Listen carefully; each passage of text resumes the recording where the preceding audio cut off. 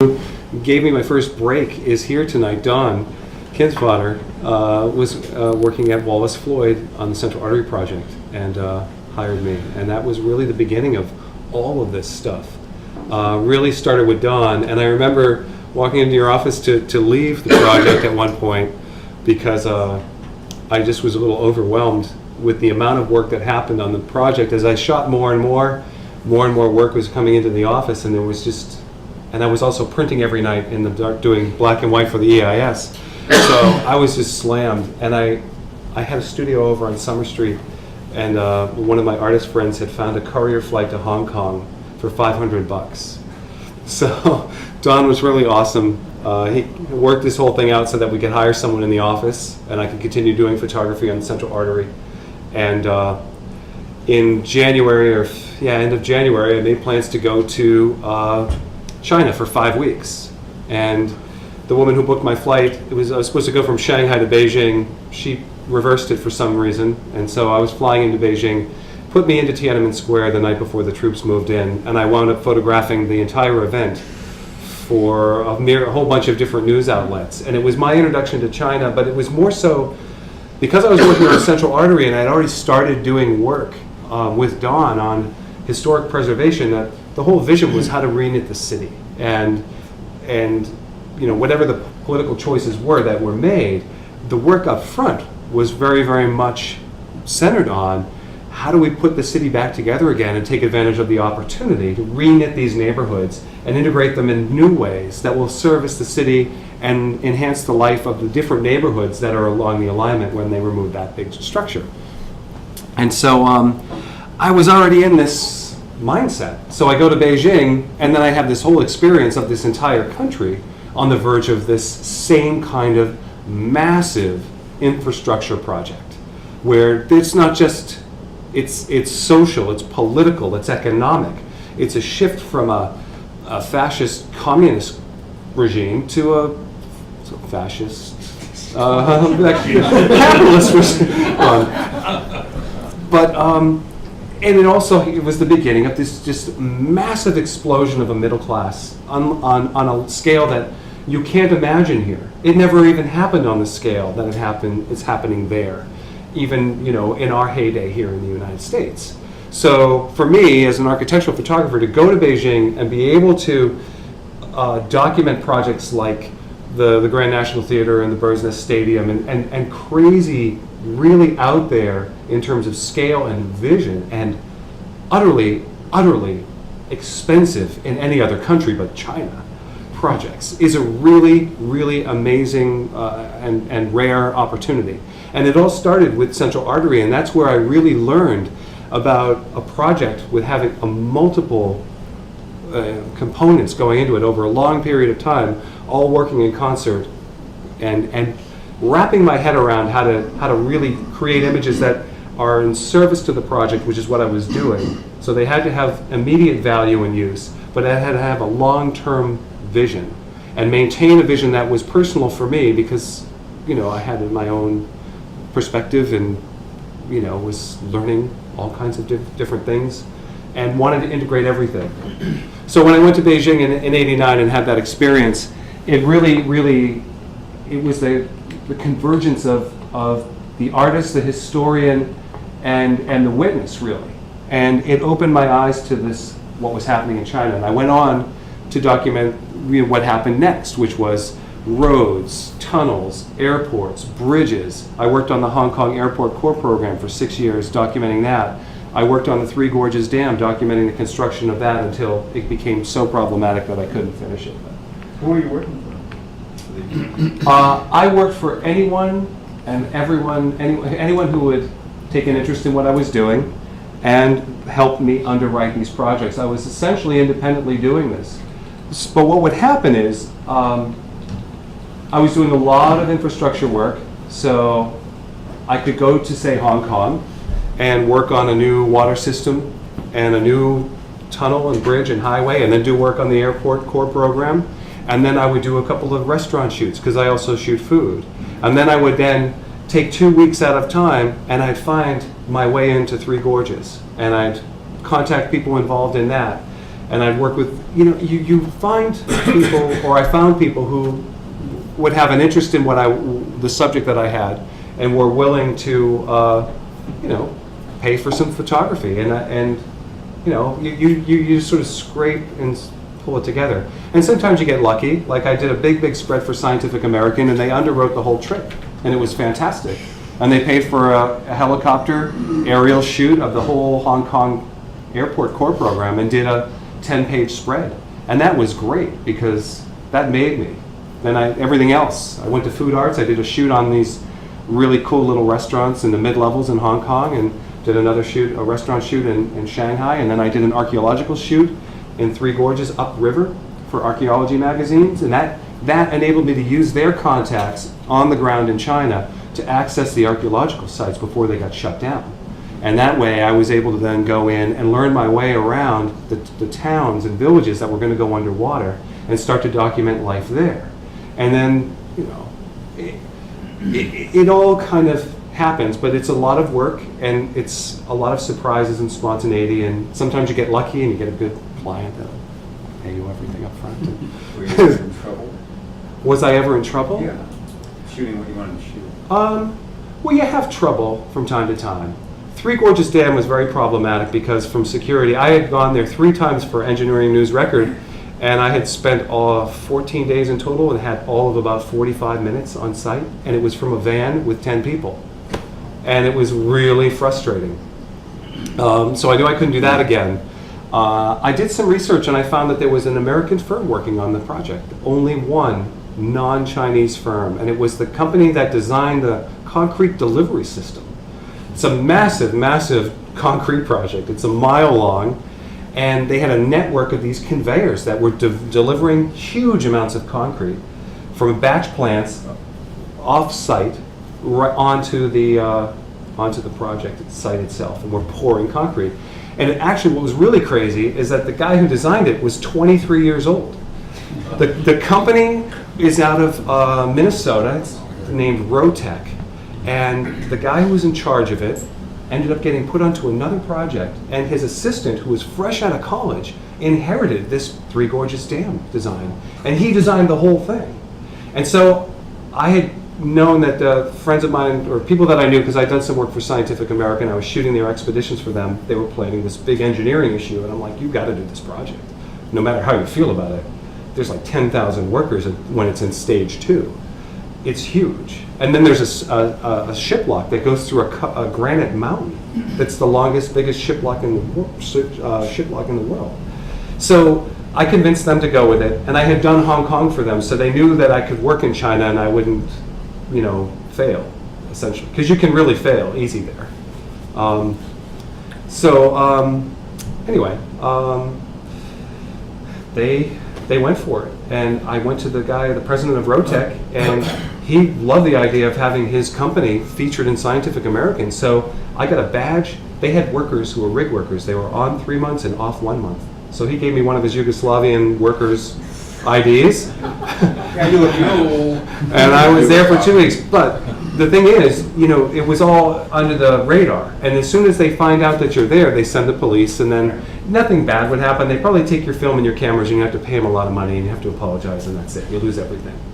So after about 12 days, the police started to come on site, and it was fortunate because it's a big site. You can see them coming. And I just realized, they're coming to the hotel tomorrow. I gotta get out of here. So I took a bus to get out, because you got to go like 45 minutes to an hour to Sandoping, and then you got to take another bus to Wuhan, and then you got to get a flight to Hong Kong. And so I got out when I basically cashed in, because I knew I had great stuff, and I had done all this panoramic work, and I also really documented it very well, because stage 2 was when you could see everything. The river has a diversion channel, and then they basically build everything up, and then they get everything ready for that section that they built, 2/3 of the dam, turn it on, and then they fill in that diversion channel and finish it off. So stage 2 was key, and so that was when I was able to shoot. I can always go back now, because I've been upriver and I've got that life, and now I can see what happened. From a technical point of view, though, this isn't really working, and I'm not sure why. Do we have to restart the because I'd love to show you these projects. I mean, I could talk about China a lot. But what this all leads to essentially, though, is from the infrastructure, I then moved into architecture. And this also happened here in the States. I had a lot of clients that really liked the work I was doing in the construction phase, and a lot of it was architectural. It was just bare bones. And so I moved into shooting a lot of architecture and had some interesting connections that occurred, like with Stephen Hall and with some other architects that had very notable projects, which was the key.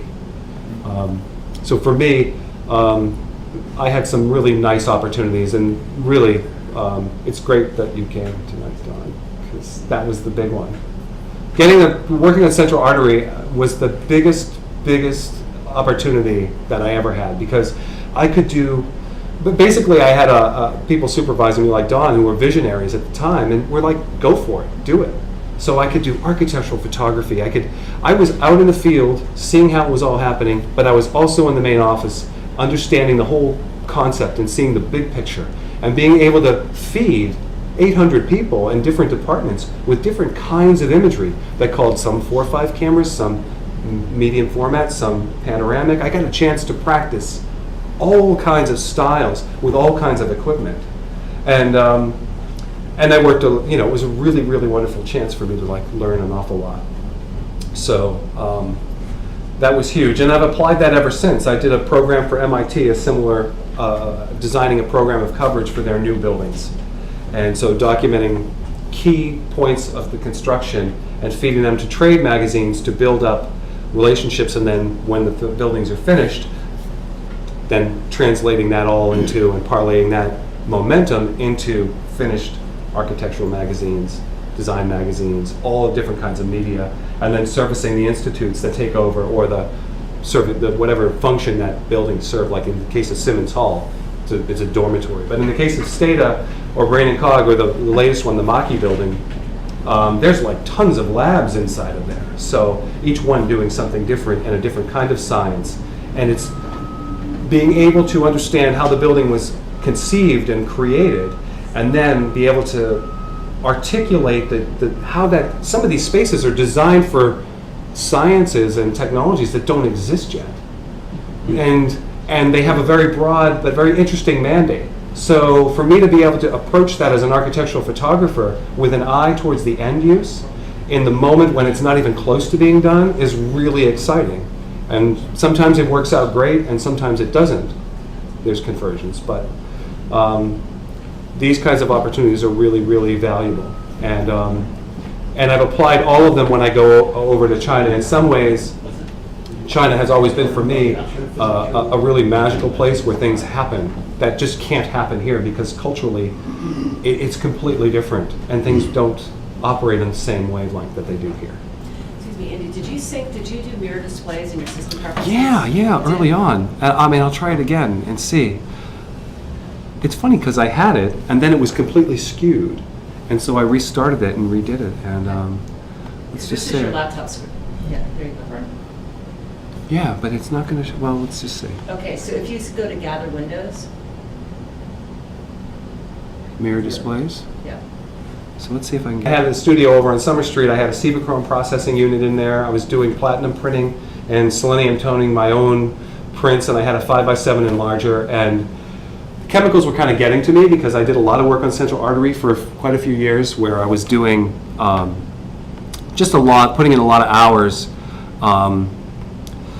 in the darkroom and not really being smart in terms of what you're also getting breathing in. So drinking, eating, when we were at Boston College, Eric and I mean, but as I got older, I kind of sort of wised up a little bit to the importance of being treating these chemicals with a certain kind of respect. But I really love the results you get from working in a darkroom and being able to get into a meditative space and really crafting your images, and then getting a result that looks like something beautiful that you can't get from a computer and a USB connection to a printer.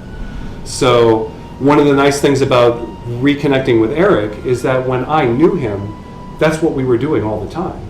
In fact, I did more of that than really school. And it's really nice to then see that he's got this ability to take my digital image files and create for me a beautiful fiber-based silver gelatin print, and then even tone it. And I don't have to deal with the chemicals. So I do miss that time, Sunday mornings and going in and just spending the day and just really immersing myself in that process. And also, when you're in a space and you're shooting it, when you're shooting for black and white, you're reading that scene in a very different way than you are when you're shooting digital. And it's really hard with digital because there's the picture right on the back of the camera. It's so tempting.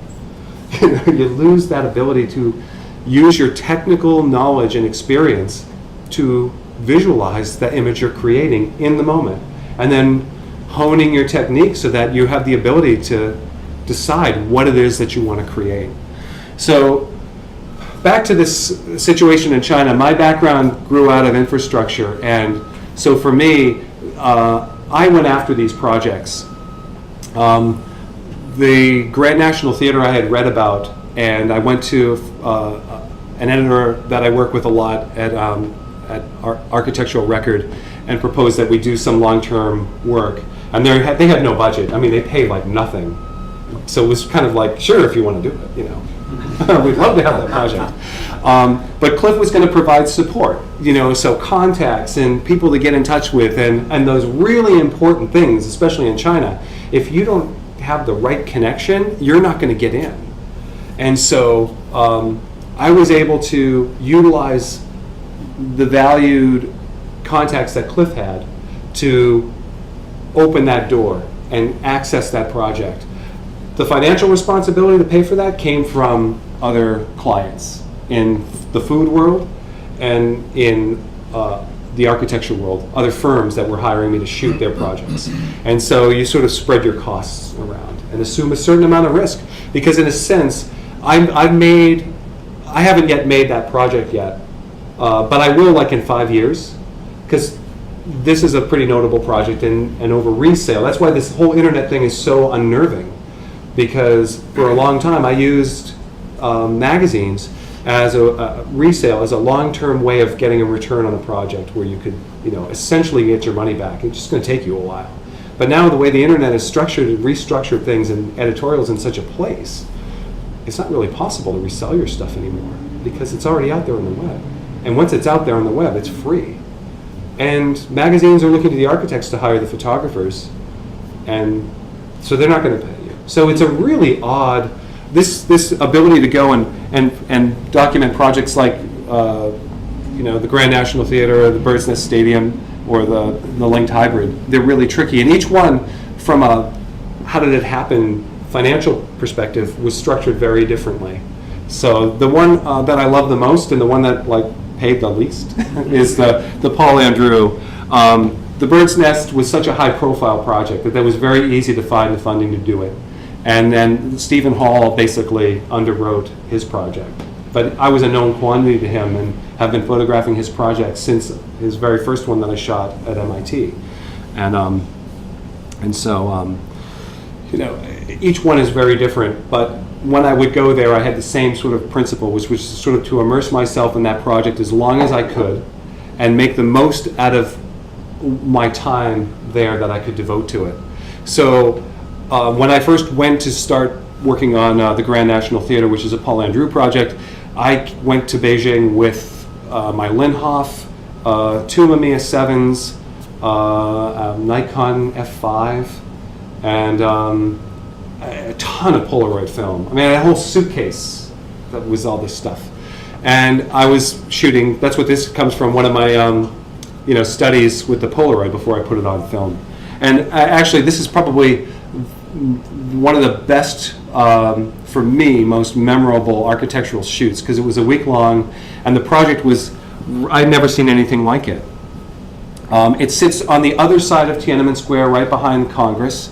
It's this massive titanium domed performing arts center, akin to Lincoln Center. So within it is an opera house, a performing arts theater, and a concert hall. And it's surrounded by a reflecting pool and or a pond. And you enter through a tunnel that goes under the water through here. And when you come out in here, your first view is of the Opera House. And it's sort of a controversial project. A lot of people don't like it because of the scale and the terrible use of space. This is what it looks like when it's finished. This is the tunnel, and there's a water above. Unfortunately, when I was there to do the finished photography, this is one of the downsides of my work in China is that I never know what the weather's going to be like, and I have a limited amount of time now, especially now, to spend there. And so if the weather is bad, this is what happened to me at the Linked Hybrid project. After documenting it for 4 or 5 years, to go do the finished photography and I had 1 day of sun, it was really depressing. But when I first went here, they hadn't started, they were just taking the scaffolding down on the outer shell. And so it was just it was dead of winter, it was really cold. There's snow on the ground, but this beautiful lattice structure of the support structure that they used to put up the dome itself, and then the steel of the dome, just made for a gorgeous, gorgeous set. And then the snow on the ground with the footsteps and all this stuff was just really something. And then I would go again. So that was the other thing, is I could go back and revisit the project. This project languished for a few years because Paul Andrew had a problem with one of his projects collapsed at the de Gaulle airport. And so they stopped the project for like 9 months and reviewed all the engineering on it. And then they moved ahead again. And then it stalled again. The Chinese couldn't find anyone to operate so they just sort of languished. But it went from this state, like this, to this with the finishes, which was just 1.5 years ago, or 2 years ago.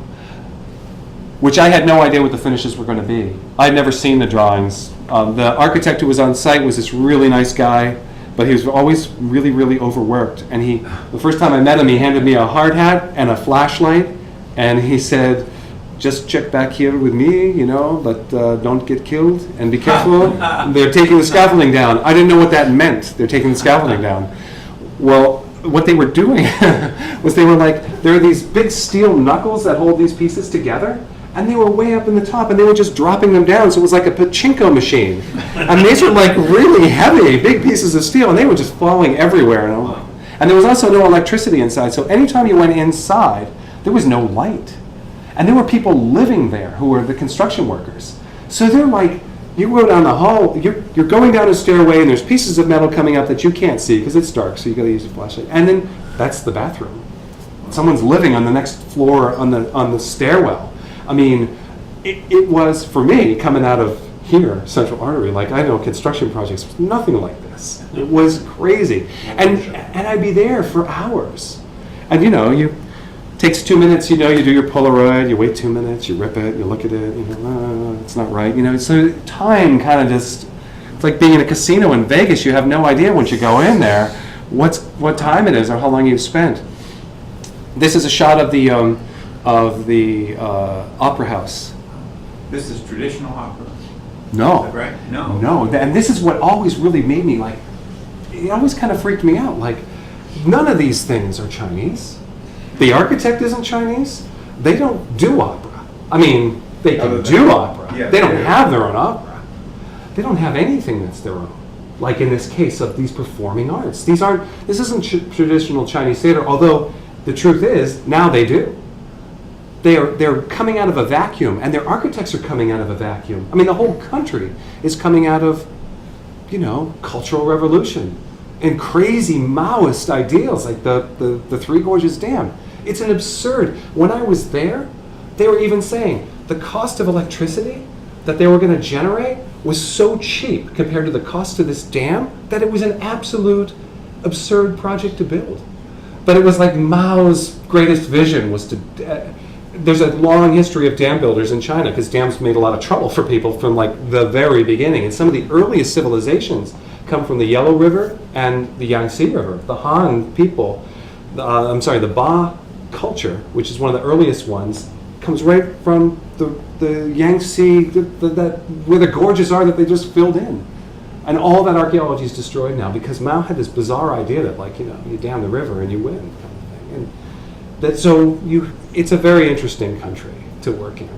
But they don't have, like, they're building this is something you'd see in New York City, and you'd put on a plane. They're just now having them because they have this theater. And there's a lot of modern art that's come up. Some of it is really interesting to see how long it will last from a political point of view. There's like a couple of art zones where you're able to have art, and a lot of foreign collectors have put a lot of money in, like, what is it, Studio 798 or Zone 798, like it's like a collective, it's a bunch of old factories that have been converted into art spaces. And all these different countries have underwritten these artists. But, so it was really fascinating to me because my brother-in-law was the head carpenter at the Met. So when he was still doing that, I would go to see the Met. And this has the same kind of staging where you have a big rotating disc that then has levels, so you can spin it around and then it goes down, and then you could put another one in and then it comes up, like, these giant stages that can all be moved around. And I'm thinking, this is really wild. There's none of this stuff here. And also from an architectural point of view, it's like, this is a really amazing So that's vision. And this is the same perspective 6 years later with the finish. Wearing your architect hat, seeing a lot of these projects in construction, did you see anything that was fundamentally, like, in your mind was going to fail because it didn't have enough structural steel or something like that? Well, I don't know about that. I mean, there's a lot that looks like it's going to fail because of the way it's done. I mean, the construction services aren't at the same level. I mean, and this is some of these projects, like Stephen Hall's project, has some really complex engineering. Those bridges, one of them has a swimming pool on it. I mean, I don't even know the weight of that water. It's up like 15 stories. I mean, and you've got people who are coming in from the countryside. So you know what it might be like to go to Maine, okay? And get someone, just imagine the countryside there. And these people are there, that's your workforce. That's the skill level. They're coming for jobs, and there could be 10,000 people. I think there were like 6 on this one. So if you have a project that requires some sort of complex, but then on the other end, it's unbelievably organized. And I mean, it's not primitive, it's just they're coming out of a vacuum. And as more projects are built, and see the internet too, I mean, people can now learn and be exposed to ideas and methods in new, like you couldn't before. So it's a really fascinating time. I mean, I don't think that a lot of these projects could be built now because of the economic structure of things now. So this may have been a really, really incredible window of time that I was able to go and photograph some of these projects, because I don't know if they'll have the money to indulge these fantasies. I think they still might, but not on this scale. The scale of these projects is another thing that's just really, it's just, we don't have that many people here. And the project, I mean, the space, I mean, they can just go in and just take a neighborhood out. And the space that they took for this would be like all of downtown Boston. Like, just, it's huge, the number of hutongs they took to just clear this space out to make this one project. There was a really critical article about that in the special issue of Art Record before the Beijing Olympics 2 years ago. Did you? I did photography on that, the new Beijing, yeah. Yep. And then you look at that, I mean, all of that wood. Well, I mean, one of the other projects that's not featured here that I worked on was the CCTV building, the China Central Television building. It looks like 2 pieces that come together. And I was documenting that over the years, and what it used to blow me away is every time I would go, the site was completely filled with, everything that was going in. At one point it was steel, and then another point it was other stuff. But every time I would go, there'd be no space around the building. The project site was completely packed with material that was being pushed up into that building. And I'm talking like 4 years every time I would go. There's like, I can't imagine how much stuff went into that building in terms of raw steel and wood, and I mean the resources. It's kind of mind-blowing, and that's a really huge building as well. But like some of these, this was one, one of my first that first trip there shooting, and so I kind of had this idea, this vision of this main entrance when you first walk in, and so it isn't exactly what it was at the end, but I didn't realize that the floors were going to be marble, and that the marble on the walls were going to be that way too, and so. And this is the view you get. That's the Opera House. You're just coming out of the tunnel, and this is the first view you have inside the dome. And that's what it looks like today. So the thing that's really interesting, and one of the things that I learned, lunchtime is very important. On Central Artery was this sort of this changing landscape of these projects. This is like a living being. If you ever watch time-lapse photography of the David Attenborough, like this plant kind of grows up, these things are living structures that are in the life force of these people who build them. And you can see over time the way that things grow and change and progress. And then, like in this one, when they put the titanium around and all of a sudden this huge open dome was closed down to a very narrow sliver, it changed everything like that. And that went up in a very short period of time. But you get a sense of like the rhythm and the flow, and I get to know, not necessarily in this case because I'm here shooting for a week and I don't speak Chinese, so I'm essentially like in a monastic situation. I'm in this place that's a really weird space with amazingly dramatic opportunities for imagery, but no one's talking to me. I'm in silence for like 7 days. And then I'm in there for 14 hours. I'll go just before dawn and I'll come back when I gotta stop shooting. How'd you eat, by the way? I just would eat in the morning, and They must have been cooking on site a lot. there were people outside that had food. And I tend not to really eat that much when I'm away. And although I love street food and I eat a lot in China, I've really enjoyed the street food. Although the street life has kind of evaporated, and that's one of the things, when I first went there in '89, everything was out on the street. All life took place on the street. And there was a period in the late 90s where I didn't go for a year. I missed there were a bunch of things happening here that I was working on, and I went back, and the ratio of cars to bicycles flipped in that like year and a half. So it was like 2/3 bikes to 1/3 cars, and then in that one little period, it just went the other way. And that was the beginning of the end of the street life, is the car.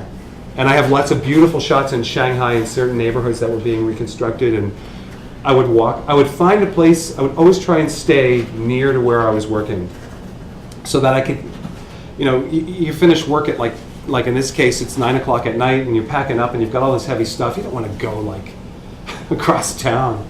So, and also you want to be able to be in that neighborhood, to be part of what's going on. And when I was on Central Artery, I lived right down here on Summer Street, which was wonderful because I was I was surrounded and immersed by the community that the project was working in. But And- you're so tall, I mean, you must have really stood out compared to most of the people there, right? Well, it's a completely different culture. Although it's not as much that way now. But in the early days, it was, because not that many people went there. And in Tiananmen, when I was during that time in Tiananmen Square, oh my gosh, totally. And I had a camera. I mean, it did get me into some trouble when I was there. I was only there for 5 days. My 5-week trip ended in 5 days. I got out and got my film out and a bunch of other things that I think had to happen. But that was really crazy because people are like, what are you doing here? And you do really stand out. But now they're really used to foreigners. I mean, it's, and I mean, essentially China is taking all the, industry from the world and said, we'll do it. Which in some ways it's good. It's like digital photography. I mean, just think of all that chemistry that's not in our water anymore. I think it's a really good thing from an environmental point of view. But yeah, you do I do better in some ways because I don't speak Chinese, because people just sort of leave you alone. Like when I was at Three Gorges, I got accosted a couple of times by senior plant, project managers that were there, but I just didn't understand them. And I'd say something really abrupt to them and walk away, like, rather rude, And then what can they do? They can't talk to you. Like if I spoke Chinese, I'd be done. But on the other hand, then you're relying on a whole other way of communicating with people, which becomes really, really basic.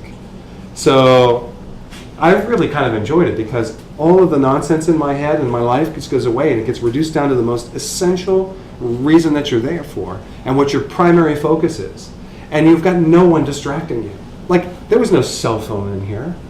Like, I could completely immerse myself and let my mind really, really get into being in the moment, being in the future, realizing what I could do as a photographer, trying to articulate certain things that I think that the architect was trying to go for. Also just trying to capture certain things that I wanted to see. Like, how do I see down into that hole so you can see that there's another layer to that? And work as an artist to create imagery that would really convey to someone who's not there the sort of specialness of that experience of being in that place. And so I climbed up onto the roof, and I would just go wherever I could go, where I thought I could make a shot, or even where I could get a perspective to see, what's happening. And then you meet people, and you have encounters and experiences, and that can take you off in directions. And so there's a whole element of really exploring the space. Yeah, I wasn't even allowed in here. They weren't allowing me in, even though I was given access because they were having some sort of rehearsal. But I had known from an earlier shoot there that there were some doors on this other side, and they just thought I was some stupid photographer. So I just went down and around the other corner. And once I was in, they left me alone because I wanted to make this shot. I had made this shot earlier. And I only had another day. And the craziest thing about this one is I'm staying in this hotel shooting it for Digest, this really trendy hotel. And I'm having breakfast in the morning, and this guy comes in, and he's all upset because they didn't bring him his tea. And you're in the hotel, little dining area, and he's having a meltdown, and he's yelling, and it's like, wow, that's so uncool, because in China, you don't get upset. Like, if you show anger, that's like a grown man crying to them. That's just an embarrassment. So, I was like, wow, this is not going down so well. So, later that day, I was going over to photograph over at Stephen Hall's project at Linked Hybrid, and that guy who had the hissy fit walks in. It's Fred Bernstein from the New York Times. And I'm like, I know you. Did you ever get your tea? And he just looked at me like, what? Like this morning. And because he was staying at the same hotel, he was writing the story and I was shooting it. We just didn't know one another were doing it. Anyway, I was frozen out of this project. I had worked on this for 6 years, and they had handed it over to the operating company. And they weren't returning my emails, and they weren't returning my phone calls, and they were done with the architect, so I had no leverage, no access. I was toast. All that work I had done for 6 years is nothing if I don't have the finished photography. So in walks Fred from his tour of Linked Hybrid, because he's hitting all the spots while he's in Beijing, and I mentioned the tea thing, and we have a laugh, and then he said, listen, yeah, I need your help. I can't get access to this other project that I was working on. I'm like, oh, I just met with that architect. I did his portrait. Here's his phone number. Ask for Phoebe. She'll set you up. And I said, what have you been doing here? He said, oh, well, I had this great tour of the Grand National Theater yesterday. Oh. So, Fred, how did you make that happen? Oh, call Mr. Young. He lived in Brooklyn for 3 years. He's in charge of all the finishes. He has the keys to the whole place. Tell him you got the phone number for me. So I called him up, and honest to God, the next day I was in for 3 days shooting. And I went from being completely depressed and going to come home with nothing, both financially and visually, to incredible access to finish this thing off. And stuff like that happens all the time when I'm in China. That's partly why I really love going there. But it can be really infuriating to work there because it's just insane what can happen. So, this is just some shots that show the different finishes and different perspectives that I found when I was there. Had this not opened yet when you were there? Or was It had just opened, Just. and there unfortunately was not a performance that time that I was there, because what I really wanted was a shot of it at night to match the shots that I made, those initial exterior Polaroids that I had up. I wanted that shot at night, where you have the glowing theater inside, you have the glowing tunnel coming up out of the water. I'll go back again, but this is the shot I wanted at night. So you see the three theaters. The Opera House would be right here, and then the opening narrows at the top to a strip. You can kind of see it here, and then it opens up on the back. And then underneath here, this glass walkway looks down into that entranceway. And I really wanted this shot, because this shot really kind of matches the initial ones that I had made outside. But at night, that would have been nice.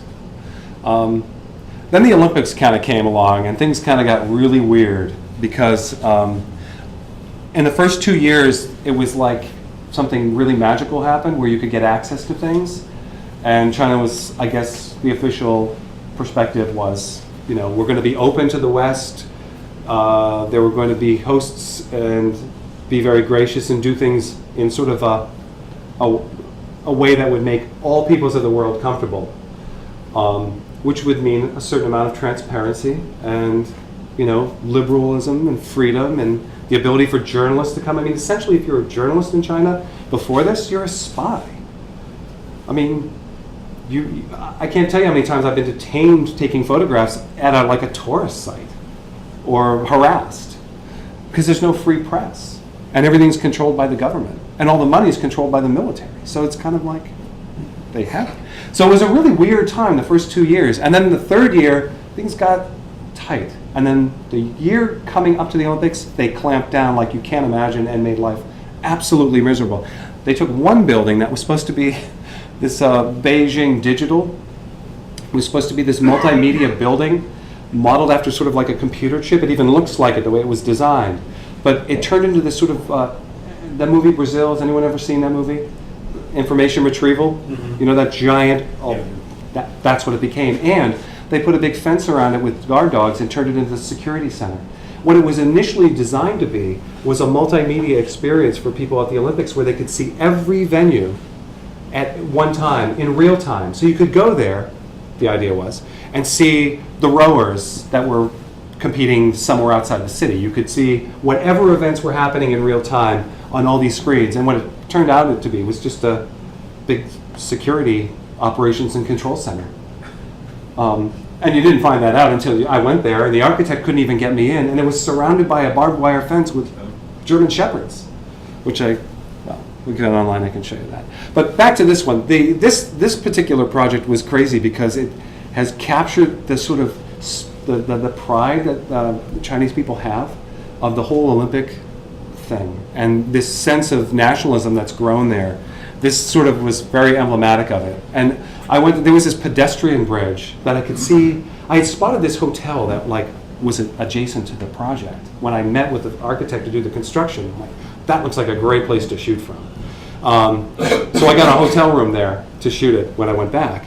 And I noticed around the corner, there was this pedestrian bridge. There was always people there, like 50 to 100 to 200 people on this pedestrian bridge. It didn't make any sense. So I went over to look, and all they were doing was photographing this thing. It wasn't even done yet. And like that woman, I love this shot because it's sort of, she's not even looking.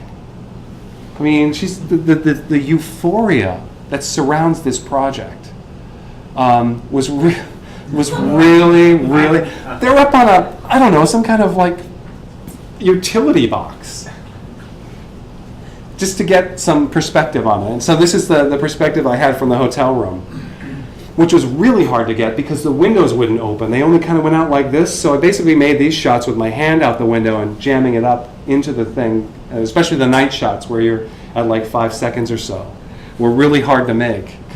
And the windows were filthy anyway, so I had to do it. Get the camera outside. The 5-second ones?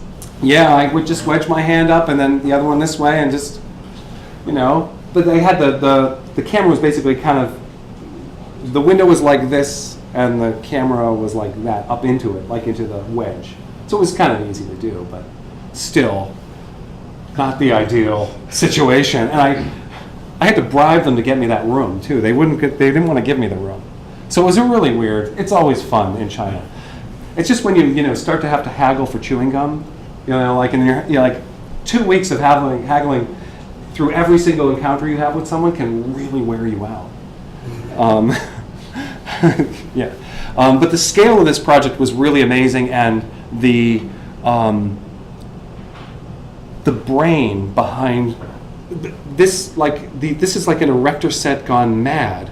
There's 2 layers of of support structures. There's one on the inside and there's one on the outside, and one of them holds up the roof and the other one holds up the grandstands so that they can move independently if there's an earthquake.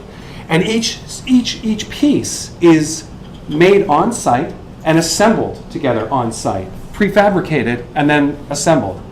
We'll get to some of those shots in a minute. Yeah, so, and then it fits together seamlessly, so you don't know which section is there for support, which is there for just aesthetics. And then you have this whole idea of maintenance in China, which I always like is really, I love this picture because it really illustrates it. They have another crew on the other side and they just go around every day because there's no end to the dirt. You can see it on the bottom right. There's so much dirt and dust that just kicked up. And they just, there with their little brushes and their pails, and that's it. They just go around and around. But the scale of it is massive. And I think I have some of the other. So this is it under construction. And some of the pieces have already been in place. The support structure for the grandstands is there. The roof support structure isn't up yet. The outer shell isn't up yet. And this was hard to get into. And these are some of the prefabricated pieces after just being placed. And this is them, in a state of being assembled. There's another piece that's going to get pushed up and then assembled there. But the design of this and then the execution of it is really amazing.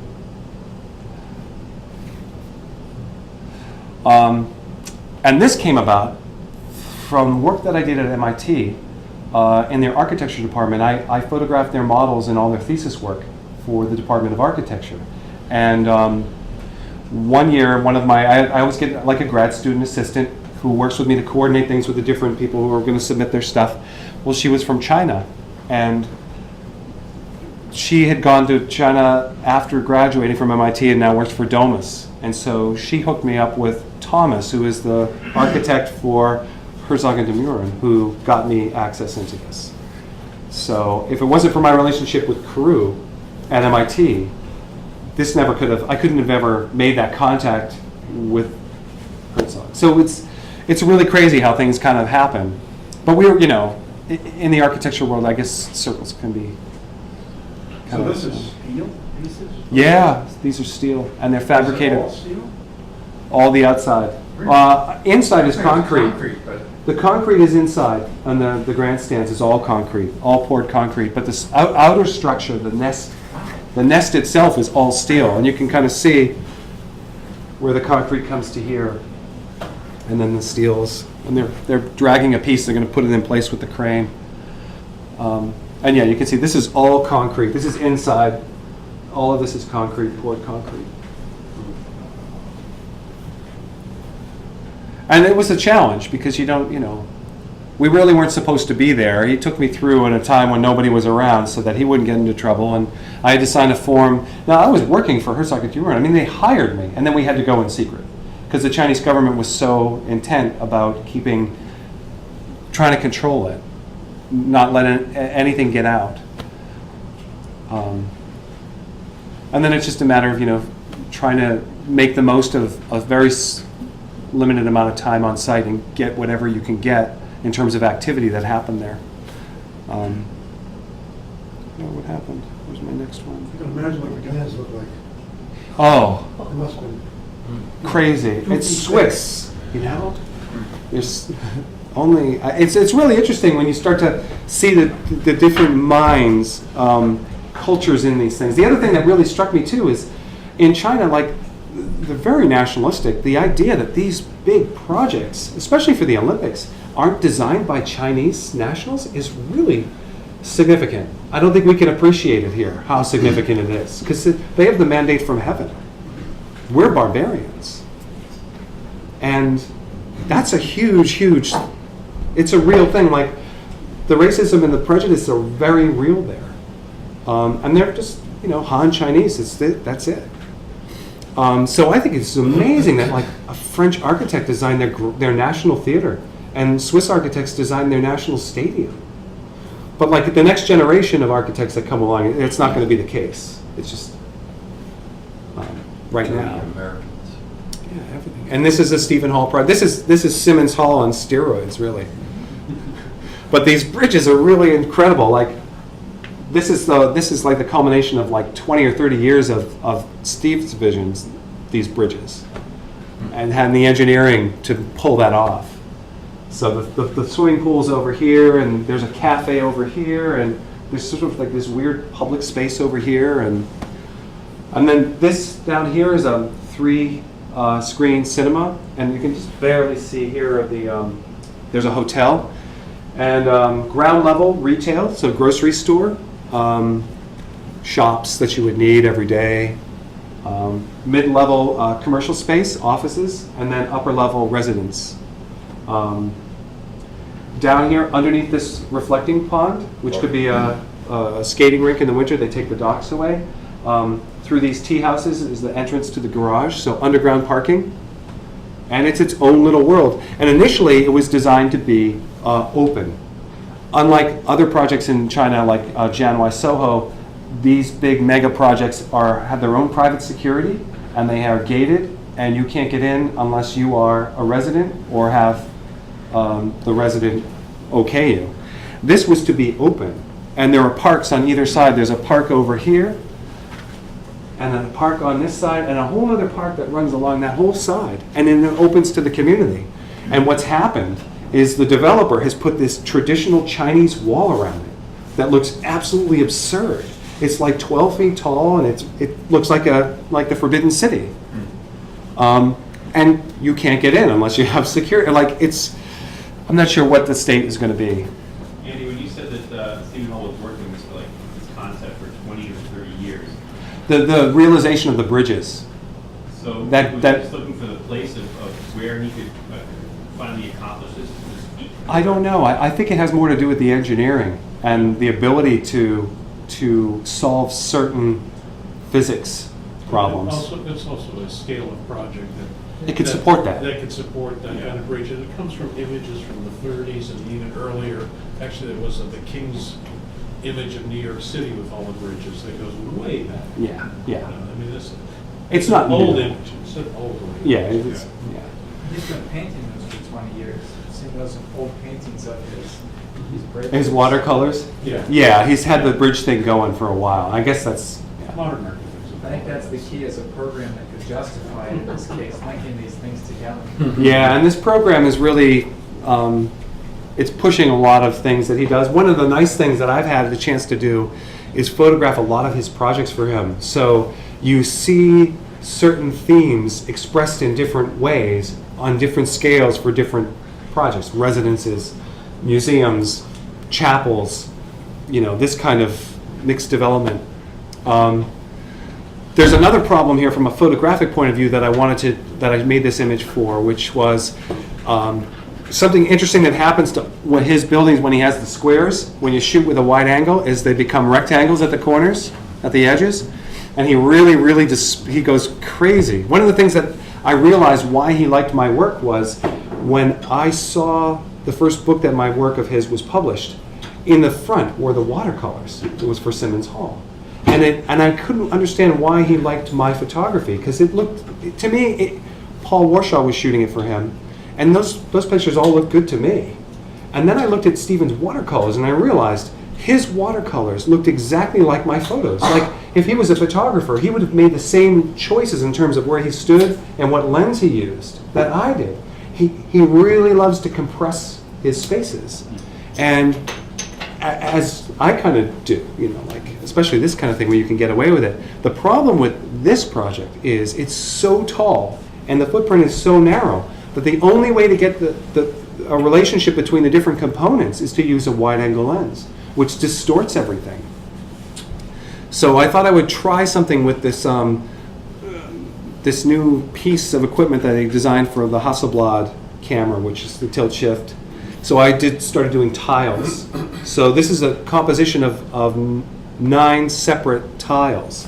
And each one of the 9 tiles is the result of 5 images for HDRI, so I could reconcile the deep shadows and the highlights that are in the bridges.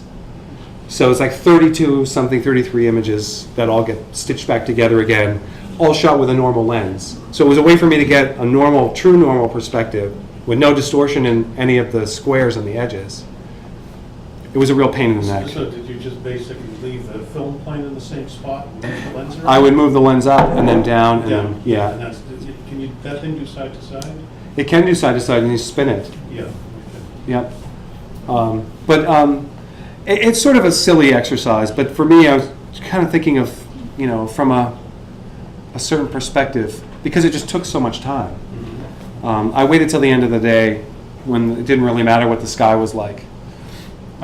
This is another one. I mean, the files are massive. They're really hard. They're like 670 megabytes or something. But the quality of the image files is really great. And this is a hard project, too, because it's just completely surrounded by these just really boring, awful buildings. And it was hard to get.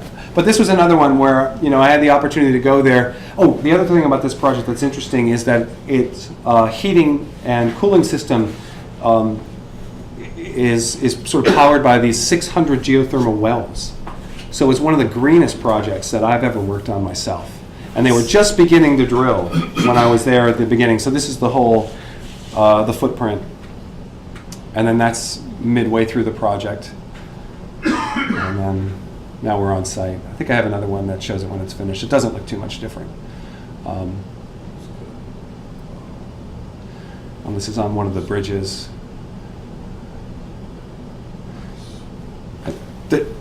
You don't get this in black and white, but in the shot that I have, you actually can see there's a person in here having dinner, and someone's down here watching TV, and there's someone here at this table, and it really blew me away. This person loves the square thing so much that they put it on their wall. Really crazy. So you look out your window, it's nothing but squares and colors. Primary colors. And so this was a really interesting, I had essentially one day. It was the day I was leaving, actually. The night before there was a thunderstorm, and I called my wife and said, how would you feel if I didn't come home tomorrow as planned, if I stayed? And she's like, I would be really upset, but it's a better outcome than what I was looking at, because up until then it was nothing but intense air quality problems with particulates in the air. So it wasn't just that there was no light on the building, it's that there was stuff between my lens and camera and that structure that was blocking it, so it was just nothing. It was like shooting in a fog bank. It was really, really depressing. So I booked my flight for the next day and went out that morning at dawn and just shot the whole day. And actually, any shot that you see of the finished shots of Linked Hybrid came on one day. I just went crazy. That's the theater. And it was tough to get people, too, because it's just opened and there weren't that many people in it. So I'm not sure where it's at right now. But the challenge here is to really express the relationship between the different elements. And for me, it's a lot of these construction shots are sort of studies for what the future might be, and then kind of planning. Really, I'm planning for that last photo shoot. But I'm also trying to tell a story. A lot of interesting things go away when the project's been built. You don't see it anymore. That was very, very much the case with the Central Artery project. There's nothing to it when it's done. Yeah, you can see sort of in the last month and a half, it became like a place you could actually live in. It was really interesting to see this one too, because the scale of this is just so much bigger. So, and then these are some of the model units that I shot before they were done. I mean, this is pretty typical of what they're building for apartments now. Except here, there's always going to be one of these guys there, which is really crazy. There's soldiers everywhere. And this is part of Stephen, the whole linking the spaces together. So the ability to really immerse myself in the design and the project itself. Oh, this is another idea that I had, which also connects back to Eric, was this idea of some of these traditional Chinese watercolors, the very long, skinny, beautiful, to create a series of images that are specifically with that intent, and then make really pretty, beautiful fiber prints.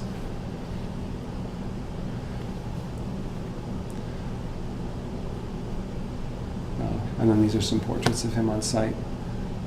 Actually, I have some video of him I took with my iPhone bowling. Whenever he goes and visits the office, he takes everybody out bowling. And but it was great to be able to walk. I mean, I actually did an interview with him with the iPhone, which they wouldn't even let me take out a video camera. I had to register my cameras before I went in. I could only shoot with the ones that were registered. And but the iPhone, they didn't seem to worry, and so I just took it out. And as he and I walked across the parking lot on the docks, he discussed the program and how they modified changes and how the tea houses came about. So, I mean, all this new technology with the iPhones and stuff is great. I mean, even if the footage visually isn't any good, the audio is really important. And part of it too is, you know, in the construction phase, I'm looking for interesting project shots that I can feed to the trade magazines, but I'm also really looking to see what's the heart and soul of the project, and what am I going to do when this thing is done? What do I think is going to be the shot? How do I want to express certain things and connections? So, anyway. So does anything feel free to talk about? Doesn't have to be cherry. Along your bio, we had a statement on there that you filmed the 89 Tiananmen Square incident. Is it on there? I think. I read that somewhere. Oh yeah, it's on the website. Yeah. You filmed it. Well, I photographed it. Yeah. Just a thought. I think the next time you apply for a visa, you ought to get that off there. I've been going for years. Do they know you did that? I'm sure. There's no one's behind the wheel there. It's a very chaotic place. It's a really feudal country. It's really interesting because it appears to be this place where, you know, everybody kind of moves as one. Like I was there photographing this other project for a friend who designed this media wall of this pleasure center. It's like an 8-story karaoke restaurant building, but it has this gigantic. The whole facade is just a whole bunch of solar cells that can be programmed. They collect energy during the day, and at night they can program to do anything light-wise. And the woman who was working with the architect on site, we were there, we're just casually talking, and she said, "Oh yeah, I'm a volunteer for the Olympics." I'm like, "Wow, what are you volunteering for? That's cool." She goes, "Oh, I don't know. They're going to tell me. I don't know, whatever." I'm like, "Oh, does everyone volunteer?" "Oh, you have to volunteer." "What happens if you don't volunteer?" "No, you have to volunteer. There's no if you don't volunteer. You have to." And it's a whole nother sense, because you think, oh, then everybody's under control, but really it's not probably much different than it always has been. It's really feudal. There's power structures that you don't know. There's invisible doorways and access to things. Nobody knows what's going on. Think of like that movie Chinatown with Giddies, where he says, you know, you didn't know what was going on back then, and you still don't know now. No one knows what's going on. Power struggles are constant, and there's no real sense of. I want to see if I can get some of these other projects up, of who's in control, and not everybody knows. And that's what makes it very difficult to photograph there, is you can be really diligent and get permits and access, and then at the last minute someone can show up and want, like, you know, $5,000 or something crazy, or they'll pull your permits, or someone else comes in and says, no, they don't have the authority, we have the authority, you can't do this. And so that's part of the difficulty I had with Scientific American, was they had tried to do a project in China and they got burned, and they didn't want to risk it again. And I don't know what happened, but I had pitched an idea to do the Hong Kong airport for them, and they liked it, but they didn't want to take a risk with China. And then something happened, they came back and said, "Can you really do this?" And of course, I was in a position to do it, and that laid the groundwork for Three Gorges. I'm not sure why I'm not on here. Let's see, maybe. But that doesn't matter. But China's a really interesting place to work in, because, I mean, people are really curious, they really want to do well, they really want to learn, and it can be a really fun place. It could be maddening as well, because you can't back on it. These are some of the shots from Tiananmen Square. way back here is the Statue of Liberty, the Monument to Democracy they had up. This is about an hour before the tanks rolled in. And then a lot of crazy stuff happened. But, I read a book last year came out last year, Nixon and Mao, when they met. Even though it was 40 years ago, it's pretty much the same today. and that's part of what makes it really amazing, is that it doesn't change. It's an ancient culture. That in the artificial record? This one here. Yeah. Next one. Next one. Oh, this one here, the Bank of China building? Yeah. This was a really hard one to shoot because it's an SOM project, and it's right in central Hong Kong, and there's tons of buildings there, and they didn't want to have any other building in the shot. And they had lots of photographs. They're like, we only want our building. I'm like, how are you going to get that? But did you know Eric? Oh shoot, he did IT on Central Artery. He was married to Carrie Dawn. Eric. That'll come to you. Anyway, he worked for Bechtel, and he went to Hong Kong, and he ran every morning. He lived in the mid-levels, and this is on his running route. And he's like, "Come on, let's go running." And I'm not a runner. I've got weird legs, but I went running with Eric, and I saw this in the morning, and I didn't notice the tree. I just was like, "Wow, I got a clean shot. I'm coming back," because I had to get this shot for these guys. Anyway, then when I saw the tree, I was just like, "Oh man, I like the tree better than the building." But so here's some stuff. This is Three Gorges. This is the stage 1 of Three Gorges Dam. So on the other side of here is a diversion channel, and then this is the main section, and then they build back all the way across here. It's like 3/4 of a mile to the other side. But they're just, you kind of can't see it here, but there's an old steam shovel here, and it's crazy. And then here, this is a little bit later. This is the concrete delivery system. These tower cranes, and you kind of can't see. You can kind of see some of them here. It looks like a roller coaster. That's part of the delivery system. And now they're pouring back. So this is stage 2 construction of the dam. This is upriver, and this is downriver. And so they've basically built a coffer-dam, and then they've excavated out, and now they're pouring the concrete back. And then over here is this 5-stage ship lock, which is just crazy. And this is a shot of the dam on the downriver side. Now this is where the turbines will go in here. So it's really interesting to shoot this, knowing this is where all these pieces are going to go. But the scale of it's huge. That's a mile to the other side, and there's 10,000 people there. It's like a science fiction film, colonizing Mars or something. Or yeah, from another era, they're building the pyramids, and you just envision all these people The there. atmosphere looks like that too. Yeah. Oh, it's and there's no OSHA. There's no. You can wear one of those little baskets on your head if you want for a hard hat, but it's whatever you want to do. So the workers were friendly?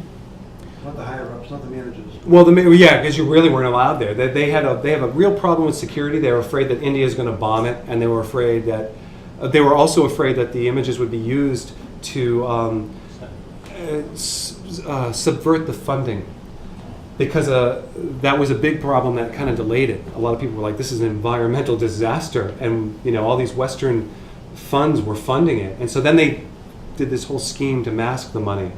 So it was crazy. So there were 2 reasons that they didn't want images to come out. Was it Fannie Mae that was used to mask the money? Yeah. And up this point, I could go upriver and do archaeology. Then they shut off all the money to Western archaeologists. So all these universities that had invested lots of money to do digs and cooperative digs to excavate on National Geographic did the whole thing on the bog culture, which is just up in one of the gorges. They just shut everybody out. So all that's gone. But then they have these guys. These are just surveyors, and you kind of in the shot, the original, you can see this is just wood planks that have been twisted together with wire, and the wires are sticking up. And this is just some poor guy who it took him 10 minutes to get the courage up to go past this guy his lunch, and they just put the surveying tools over here, and it's 300 feet down. So it's a really, it can be really fun. But this is what I mean, like, And whose Well, there's perspective? someone to replace him if he falls. well, Nobody not for knows. him, but yeah. But as a photographer, I mean, where do you get a subject like this, of this scale and magnitude? And then there's so many impacts. So I could go upriver and like, they're tearing down buildings, they're putting up new buildings, they're relocating people. I mean, there's a lot going on. And that's part of what has been really fun about going to China, is that there aren't too many places that are undergoing such a transformation like this, on this scale. And some of them are insane, like this project's bananas, but you know, some of them are really kind of cool. This is the ship lock. Did you live with any of the Chinese families who kind of kept you hidden and under the radar? No, I lived with the crew from Rotec when I was there. So these guys were from Mexico and from Yugoslavia. Yeah, and they had their own little place off to the side. Yeah, but you get a sense of the scale of this thing from here. And that's like a giant, really, really large truck. But this was just huge, and it was all just done with dynamite and then, like, you know, these are your workers. You go. There's all types of ways that people were living around it. But I just love this guy with his dinner jacket, you know, and the way his hand is. He should have a brandy, have a really, really wonderful, cultivated English accent. A whole lot of smoking. A lot of smoking. Yeah. When I first went there, I took 2 cartons of Marlboros and a whole bunch of Polaroids. And actually, the Marlboros got me out to the airport, and I used to get the cab driver to drive me to the airport because the troops had secured the road, and then nobody wanted to go. Take you to. It was like a 15-mile ride down this like little road to get to the airport in '89. But yeah, they smoke everywhere, and if you, especially then, and here they have these. I have this collection of Chinese cigarettes because each region has their own, and they're crazy. Some of them are really funny, the designs. So I have this like collection of cigarettes that I got when I would travel there. But they would always, I mean, it turned me into a smoker for a while. I'd come home and it'd take me like 2 or 3 weeks to quit. Because if you started the conversation off by offering someone a cigarette, it got you off on the right foot. And they loved the Marlboros because they were much better than what they had there. But, Did you see bamboo scaffolding? oh yeah, they use it everywhere. It's really flexible and durable. It's, yeah, actually, here we go. This was one I was going to put in there in the show. This is all bamboo. Oh, yeah. All of that, you can kind of see it. The whole thing is bamboo. So how do they tie it together? It's just knotted with Yeah. Lashings. Yeah. Lashings. really? They have so many people. So it's just like an army of people to do it all. And lots of volunteers. Show us that guy in the bottom left. They need volunteers. Oh, him over here? Yeah. Oh, this was interesting. So I was working on the Jin Mao building, which is in Shanghai, and I just decided to walk home, which was sort of a bad idea because it was a long way to where I was staying because I was doing some other work. And I went through this really interesting neighborhood, and it just looked like the people in the neighborhood had just torn down buildings and were putting new stuff up. And they weren't just putting new stuff up, they were like putting in the sewer system while they were building the house, while they were, and it looked like there was nobody in charge, like it was just sort of happening. And then you had these old guys, you know, in their Mao garb, just sort of looking like kind of bewildered, wandering around, and kind of inspecting things. But like, some of these people look like they live there, some of them look like they're workers, some of them, I don't know what they're doing. You know, and the pipe is over there, and this was just an amazing afternoon for me. And I was shooting Kodachrome at the time. So I was just getting colors, and the sun was setting, and like, you got the Jin Mao building in the background here. It's not even done yet. And then you've got the spire over there. So the Bund is on the other side of the river.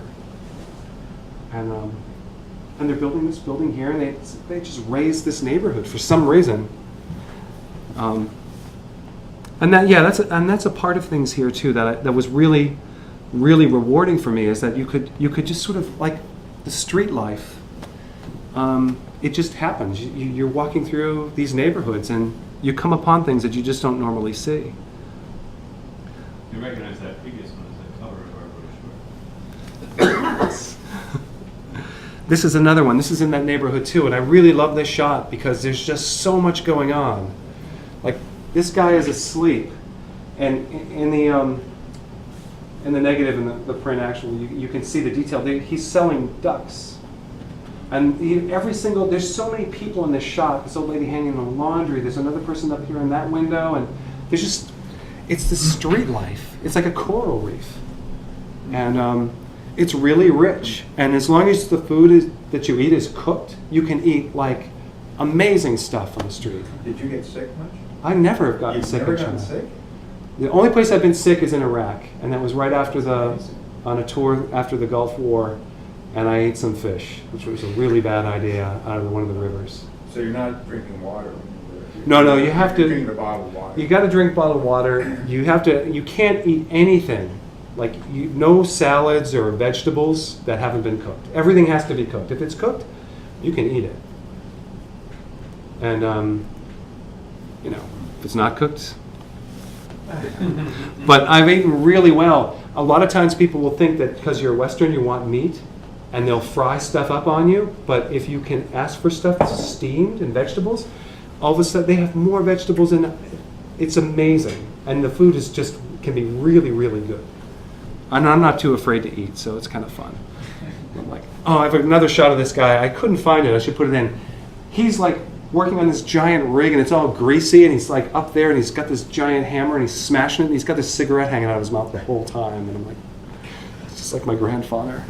And then he came down because he saw me taking this picture, and he just gave me this big smile, and I was just like, wow.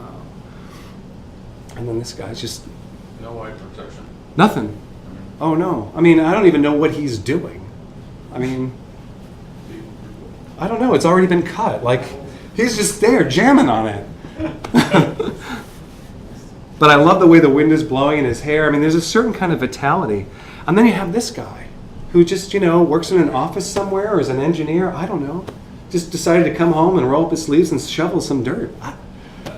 Were you doing these type of journalistic images at the Bird's Nest and the Grand National Theater and those type of projects as well? Oh yeah, this is all happening at the same time. So like you just get immersed. Like, so instead of taking a taxi so you home. set up some beautifully and take your time and put it on a tripod possibly, and then other times you're just walking around. Is that how you get? Yeah, I'm going home. It's the end of the day. I just spent the day shooting over at the Jin Mao, and I decided to walk home. Is this your Nikon? Mamiya 7.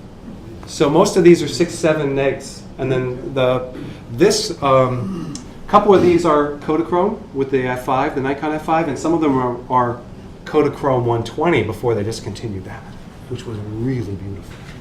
And the Mamiya 7s were great. I had done a project, an archaeological project in Egypt, and I had a Bronica, and I killed my back because the lenses are like 2 pounds each. Well, they're very heavy. And so then I came back and I was talking to my friend who was over at Levine's, Paul, and I'm like, I can't do this anymore. It's killing me. Because in Egypt it was just up and down, climbing stuff. And so he said, oh, you should, if you're not shooting close-up work, you should check this out. So I love the Mamiya 7 because it was so sharp and it's so light. Like I could have 2 of those and a whole set of lenses, and it weighed less than my Nikon set. And the image quality was unbelievable. Like the negatives are so beautiful. Is that the rangefinder? Yeah, it's a rangefinder. So you can't do close-up work. Yeah, right. But if you're doing field stuff, Well, and it didn't break my back. yeah.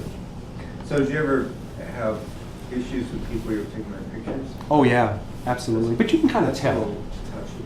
Oh yeah, yeah. And especially in the culture, people are very, very not to be photographed at all. Yeah. So, but you learn to respect that.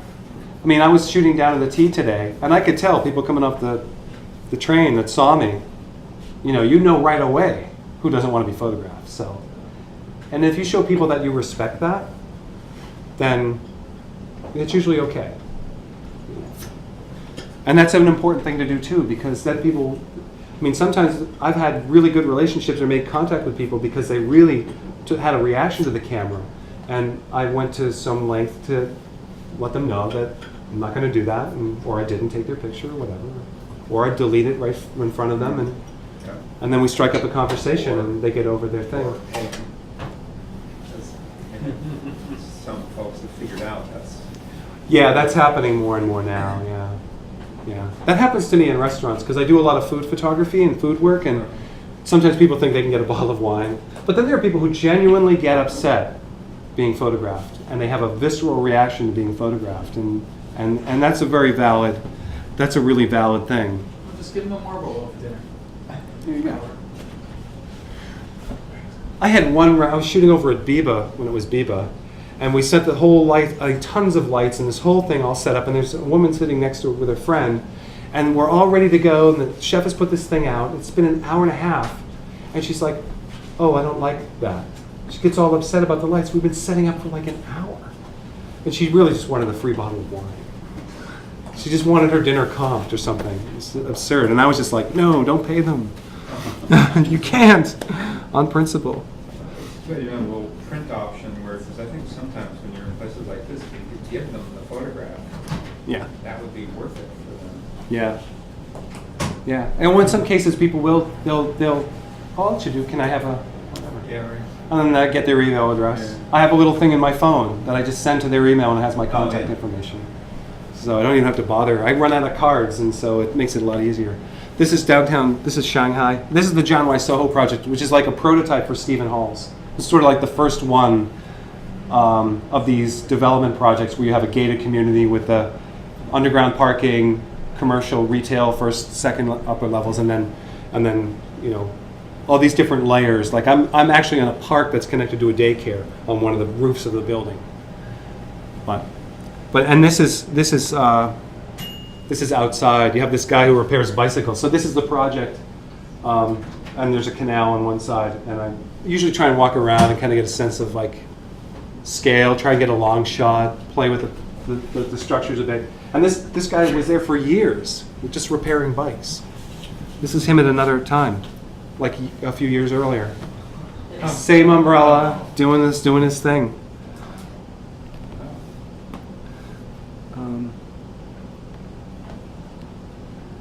And these are some modern projects.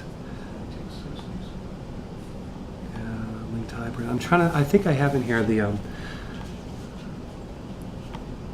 some of these we've already seen. Here we go. So this is that media wall. So it's like an 8-story pleasure dome with no windows. It's really weird. And a lot of fish tanks. But the outside is this programmable screen. That's LEDs. Okay. Yeah. Well, it can do other things as well. This is what they put on for me. This is what they wanted to show.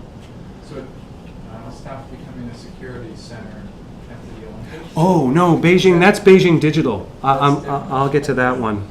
I think that's in here as well. Yeah, Beijing Digital is one of the only, well, probably the most, there's a Chinese architect that designed it, Peizhu, and he's probably the most prominent one. I don't think there's another one that's done by another. Anyway, this was his project. Oh, here's, this was the hotel I was in where Fred Bernstein flipped out. This was Peizhu's, one of his, the Blur Hotel, which then got bought by the Crap Cow company. So I'm trying to find this, Caphawk Hotel Group. But it's always referred to by the architect as the Blur Hotel. So like you can't find it if you're trying to find the Blur Hotel. So I couldn't make any contact going in. I had to go to the site because I knew where it was. And then I realized, and that's where we had breakfast. He was sitting down here. They wouldn't give him tea fast enough, or I don't know, something. And this is the China Central Television headquarters. Before the one next to it burned down. Yeah, exactly. This one, the fireworks. Yeah.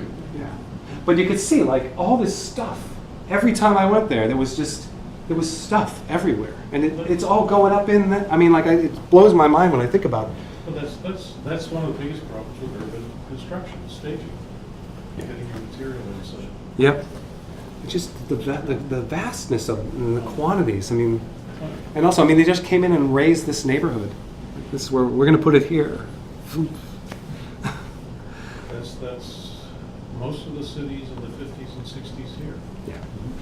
We did a lot. Yeah. Sure, the whole West End. So I just want to try and find this. So, Mallards advertising there? oh, this one here. Oh, this is great. So I see this is near the CCTV building, and I would pass this every day, go into the building, and so I'm there with my friend who's the architect on the project, and he's Chinese. I'm like, Lee, what is that? Like, and he said, oh, it's an advertising saying the police are there for you, that they love you, you know, like that they're here for you, like as your friend. And I'm like, wow. I'm like, I am so not getting friendship from that. And he like laughed because he was from New York. I mean, he's Chinese, but he lived in New York for a while. I'm like, oh, I gotta get a shot of that, you know.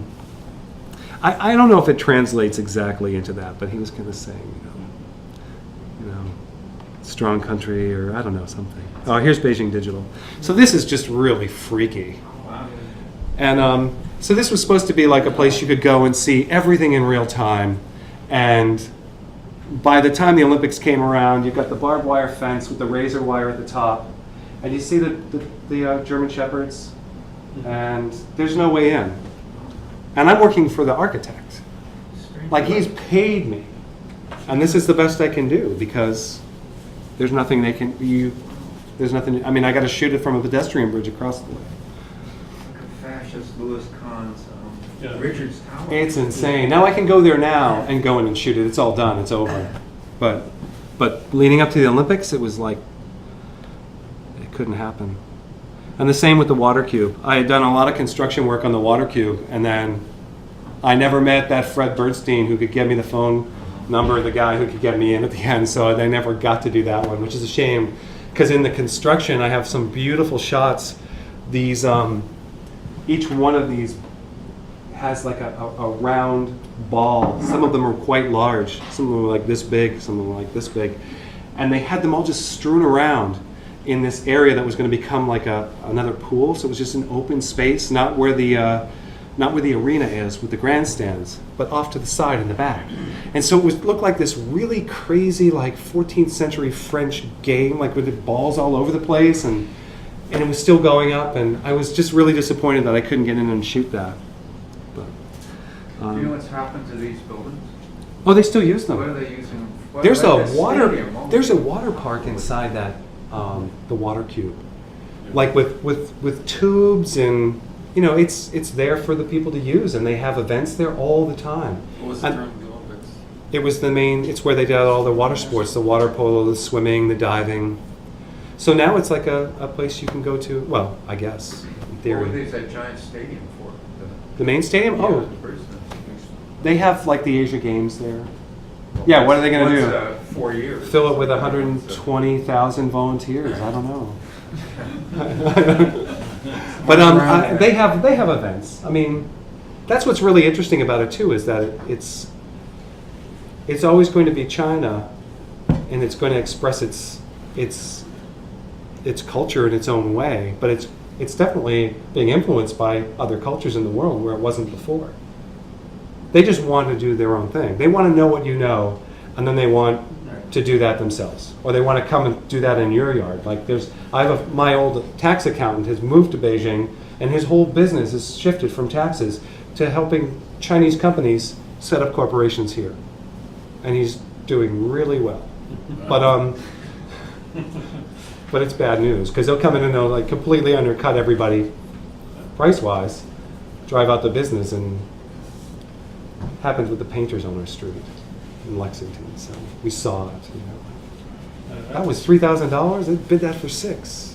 I worked with CBT, and they picked up some suburban type development work, and the whole notion was that you would work with a Chinese architectural firm, and basically you were trying to teach them modern Western. And the thing is that you learn very quickly is that the construction culture and the design culture was very, very, very boxed. You know, it was very contained, and it was like, you can't do that. And it's like, well, we do this. well, how can you do that? Because we aren't allowed to do that, you know, that you had to teach them to get over it. Then the best one was the kitchens. You would do a Western kitchen, and then you would do a traditional kitchen. And the Western one would have all the fancy stuff in it, and the other one would have a little maid's quarter next door, and that's where all the cooking was done. And so you'd have your Sub-Zero and all this other stuff there. And they just look at it, so you can say, I have a Western kitchen, and they wouldn't use it. Yeah. Yeah. But they're real. I mean, what I've But seen. that's a little scale, and that's, Yeah. bigger stuff is just that Yeah. whole idea. Exactly. But it's really interesting to see. And it's also interesting to see coming out of the, I mean, if you think about all the copper wire for telephones we have in this country and how long it took to get that up and running, in like 6 months, like a third of the country had phone access in China in 6 months. Because it was all cell phones. Yeah, right. I mean, like, bam, done. Like, and it can only happen in this time that we're living in, where you have this technology, and they have nothing. There's no. It's starting to change, and with the currency, if they can normalize their currency, I don't think it'll happen, but things will change more. But yeah, I mean, it's really amazing to see that kind of impact in such a short period of time, and and this is a place where. I mean, when I went to Tiananmen Square, I met a young teacher. She was there for a conference. She's an English teacher in a medical college just outside Beijing, and we had dinner the first night because she helped me check in because the guy didn't speak English at all, and she could. And she just wanted to know. She wanted dresses and makeup and she was living in a dorm designed like I would have gone to, where I had a roommate. And there were 7 of them in there. There were 3 beds high with one in the middle, and then all of them shared one bathroom. And she was like, "I'm a professional. Like I speak." She was so hungry for like a normal to be a woman and be a normal person. And I think that was like, for me, that was my first night in China. Was talking to Liu Yang. I mean, she got sent to camps afterwards, actually. It took her years to get away. She couldn't even see her husband. It was some sort of weird arranged marriage. He was down in Shanghai. She had to get permission from her party leader to go visit him once a year. It was nuts. But the Mao stuff is done, and now it's something completely different. But that desire for complexity, the box within a box, and power and information is not shared. So, I mean, if you look at a satellite map of Beijing, it goes one box to another, and then central power is right in there. And that's a really interesting kind of from an urban planning point of view. That's it. That's the culture right there. And you don't share anything. And you don't trust anyone. And so it's a really, like you were saying, how do you work on a matrix where I'm relying on Don to do his thing and this person to do that thing and that person to do this thing, and they all have each other by the, whatever, and no one trusts anyone. It's a really crazy place to work. But you come back home and you realize, wow, this is really kind of cool. I mean, there's a lot of problems here, but it's nice. Anyway, I could go on and on and on. Yeah.